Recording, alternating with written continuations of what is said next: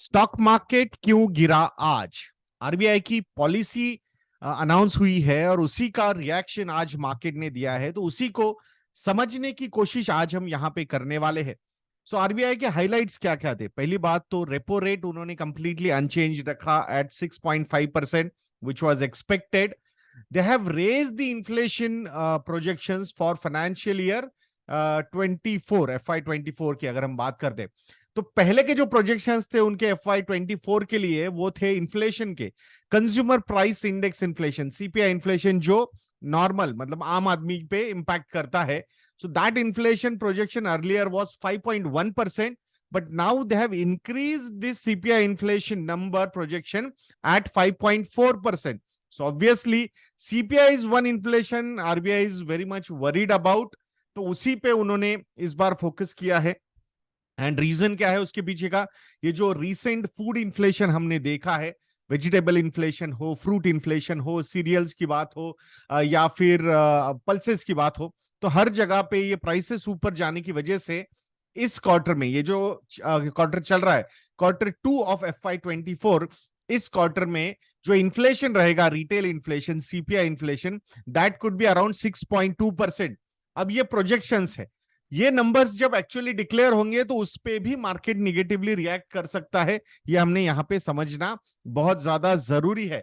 दो RBI saying that कि ये ट्रांजिशन फेज है, आई थिंक ओवर द मतलब जो प्रोजेक्शंस उन्होंने किए हुए हैं वो फ्रॉम Q3 से वो नीचे नीचे ही जाते रहेंगे, ऐसा उनको लगता है। So hopefully there should not be any problem. अब जीडीपी ग्रोथ के प्रोजेक्शंस जो आरबीआई ने रखे वो सेम रखे, अनचेंज रखे at around 6.5%। So I think that is a positive number. तो अब आप बोलोगे भाई ये सब ठीक है, तो इन्फ्लेशन का नंबर तो हमें समझ में आ गया, बट वो भी नीचे चला जाएगा ऐसा लगता है। तो उसके बावजूद, क्योंकि जब उन्होंने इन्फ्लेशन के प्रोजेक्शंस दिए तो मार्केट ने ज्यादा निगेटिव रिएक्ट नहीं किया, बट उसके बाद जब उन्होंने एक banking related, scheduled commercial banks के रिलेटेड एक सीआरआर का जो रेट चेंज किया, अब वैसे देखा जाएगा तो कंप्लीट सीआरआर जो है वो 4.5% का ही है, अनचेंज्ड है। बट परसों से, बट दैट इज 12 अगस्त से जो नए डिपॉजिट्स बैंक के पास आएंगे, तो उस पे कैश रिजर्व रेशो, मतलब जो डिपॉजिट्स बैंक के पास आएंगे, नए डिपॉजिट्स, उसमें से 10% कैश उनको मेंटेन करना पड़ेगा, cash reserve ratio. So obviously currently what is the problem with the bank? वो डिपॉजिट उतनी पैसे रेज नहीं कर पा रहे जितनी पैसे उनका क्रेडिट ग्रोथ हो रहा है, लोन ग्रोथ हो रहा है। सो लोन ग्रोथ के लिए डिपॉजिट की ज्यादा जरूरत है।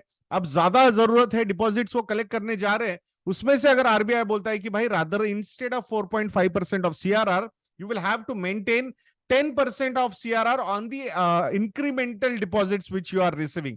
So I think that is typically मतलब बिजनेस ग्रोथ के लिए एक आरबीआई ने जो किया है वो गलत नहीं है। मतलब सिक्योरिटी पॉइंट ऑफ व्यू से नॉर्मली जैसे बोला जाता है ना कि बुल मार्केट में ही सबसे ज्यादा आप गलतियां करते हो, तो ये जो ऐसे मार्केट्स होते हैं जहां पे क्रेडिट ग्रोथ होती जा रही है, तो इसमें ज्यादा गलतियां ना हो, इसके लिए ऐसे रिस्क मैनेजमेंट के टूल्स आरबीआई यूज करता है। ये काफी मतलब एक शॉर्ट टर्म टूल है।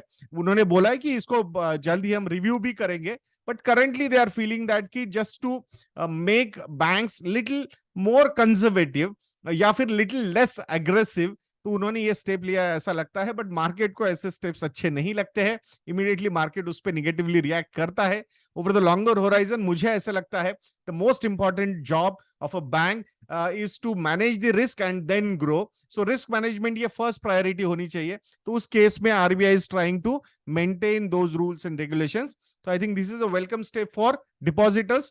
Obviously markets will not like it in the shorter duration, but over the longer horizon, I don't think it will make any impact on the profitability of the banks.